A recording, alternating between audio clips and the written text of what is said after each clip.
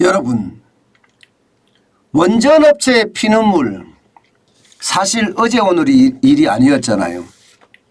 문재인 정부 5년 동안 이 원전업체는요, 그야말로 고사 직전에까지 갔어요. 고사라는 게 말라 죽는다는 뜻이잖아요. 말라 죽기 직전까지 내몰렸습니다. 그런데 윤석열 대통령이 되고 나서 원전업체는 희망을 많이 가졌어요. 그렇지만 아직까지 피부로 못 느끼니까 사실 죽으려고 합니다. 중앙일보가 보도한 르포 기사를 보면 말입니다. 여러분, 원전업체가 얼마나 피눈물을 흘리고 있는지 아주 여실히 보여줍니다. 여러분, 이거 한번 보세요. 여기가 어딘가 하면요, 강성연 영진테크윈 대표, 여기는 경상남도 창원에 있는 금속 절삭기계 제조업체입니다. 근데 이 회사가 말입니다. 여러분, 보시는 것처럼 선반 머신을 팔아 직원 월급 줬어요. 회사부터 살리고 봐야 하잖아요. 이 말 자체가 이분 입으로 이야기하는 게 아마 충격적일 거예요. 여러분, 이 기계라는 게 제조업체는 밥줄입니다. 지금 밥줄을 내다 파는 거예요. 게다가 이런 기계 하나 살려고 그러면 거의 2억씩 들어갑니다. 선반 머신이라는 자체가 1억 한 9천 정도 되는데요. 실제 팔은 가격은 8천만 원에 팔았어요. 8천만 원에. 생때 같은 기계를 반가격으로 처분해서 직원 월급을 줘야 한다는 그런 절체절명의 지금 순간이라는 겁니다. 여러분, 영진테크윈이 사실 원전의 강소기업으로 인정받고 있던 그런 기업이었어요. 이게 주로 말입니다, 원전 발전소의 기계 구동장치에 들어가는 4.5m 길이의 대형 봉, 97개, 97개, 98개 이렇게 만들어서 계속 납품하는 그런 회사였는데 말입니다. 이 회사는요, 이 대형 봉을 0.001mm 단위까지 정밀 가공해야 됩니다. 그런데 그렇게 할 수 있는 기업이 그렇게 많지가 않아요. 그렇기 때문에 이 회사가 지금 두산 에너빌리티인가요? 옛날에 한국중공업, 거기로부터 1995년에 원전용 구동장치 국산화 추진에 실제 이 회사가 참여하기도 했습니다. 그러면서 말입니다, 강소기업으로 완전히 인정을 받았어요. 그렇게 인정받으니까 매출이 늘어나겠죠? 매출이 실제로 많이 늘어났습니다. 매출이 이게 신고리 5호기 6호기가 건설이 되면서 말입니다. 이거 막 매출이 마구마구 늘어나기 시작하는 거예요. 그래서 은행에서 16억 정도 대출을 받아서 직원도 뽑고 연매출도 25억까지 올라가고, 그러니 뭐 신났다 이렇게 생각을 했죠. 그런데 2017년에 정권이 바뀌니까 확 달라진 거예요. 문재인 정부가 신규 원전 건설 백지화하고 노후원전 가동까지 하지 않기로 했잖아요. 그러면서 매출이 그야말로 급전직하 22억 원, 많이 할 때는 24억 원까지, 25억 원까지 하던 이 회사는요 8억까지 꼬꾸라졌습니다. 8억까지. 그러니까 은행 대출도 안 돼. 은행 대출도 받으려고 하니까 퇴짜예요. 그러면 어떻게 되겠습니까? 결국은 사비 털고 또 사람들에게 돈 빌리고 그래서 공장을 돌리고 결국 안 되니까 이게 선반까지 팔아서 지금 그렇게 간다는 거예요. 여러분, 이거 한번 보세요. 지금 그 공장 내부예요. 공장 내부를 보면 기계들이 녹이 썰었죠. 녹이 썰었습니다.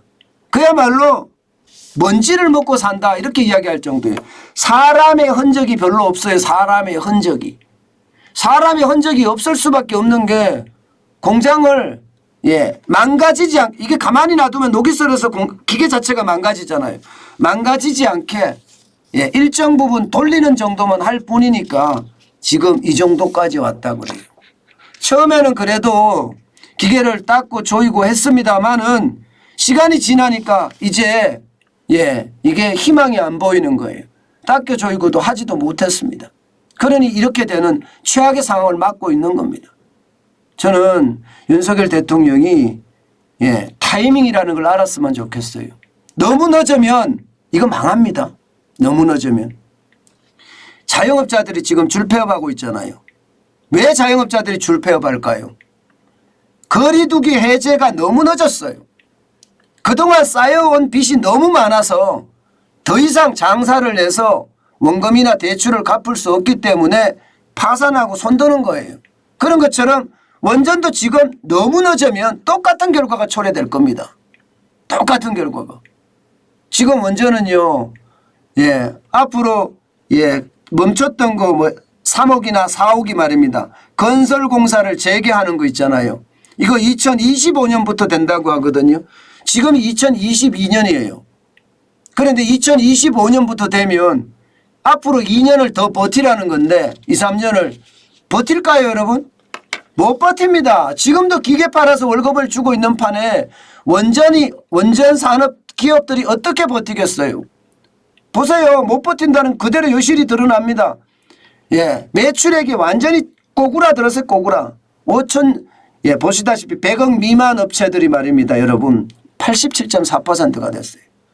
100억에서 300억은 8.4%고요. 300억 이상 500억 1.2% 점점 낮아집니다. 5천억 이상은 0.6%밖에 안 돼요. 그만큼 말입니다. 원전이 지금 완전히 생태계까지도 무너진다는 거예요. 생태계까지. 이게 100억 미만 업체가 87.4%라는 것은 이게 옛날에는 많이 하다가 쪼그라들었다는 이야기잖아요. 쪼그라들었다는 이야기. 지금 그렇게 영진 테크윈처럼 이렇게 최악으로 가는 기업들 굉장히 많다는 뜻입니다. 더 큰 문제는 보세요 여러분. 사람들이 다 떠나요.